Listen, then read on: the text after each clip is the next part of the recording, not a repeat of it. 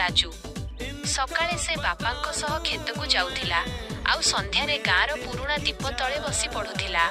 ରାଜୁର ଏକ ବଡ଼ ସ୍ୱପ୍ନ ଥିଲା, ସେ ଦିନେ ଏକ ବଡ଼ ଅଫିସର ହେବ। ଦୁଃଖ ଓ ସଂଘର୍ଷ ଗାଁର ଲୋକେ ତାକୁ ଦେଖି ହସୁଥିଲେ। ତୁ ଅଫିସର ହେବୁ, ପ୍ରଥମେ ପେଟ ଭରି ଖାଇବା ଶିଖ। ସେମାନେ ଏମିତି କହି ତାକୁ ପରିହାସ କରୁଥିଲେ। କିନ୍ତୁ ରାଜୁର ମା ତାକୁ ସାହସ ଦେଇ କହୁଥିଲେ, ବାପା ଲୋକଙ୍କ କଥାକୁ ଶୁଣ ନାହିଁ, କେବଳ ନିଜ ସ୍ୱପ୍ନକୁ ଶୁଣ। ପରୀକ୍ଷାର ଦିନ କିଛି ବର୍ଷ ପରେ ରାଜୁ ସହରକୁ ଗଲା।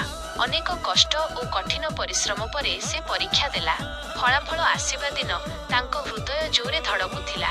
ଅଚାନକ ତାଙ୍କ ନାମ ପ୍ରଥମ ତାଲିକାରେ ଦେଖାଗଲା। ରାଜୁ ତା ମାଙ୍କ ପାଦ ଛୁଇଁ ପ୍ରଣାମ କଲା ଓ କହିଲା, ମା, ଏହି ସଫଳତା କେବଳ ତୁମରି ପାଇଁ। ମା ହସି କହିଲେ, ସଫଳତା ସେହି ଲୋକଙ୍କୁ ମିଳେ ଯେଉଁମାନେ ଜୀବନରେ କେବେ ହାର ମାନନ୍ତି ନାହିଁ।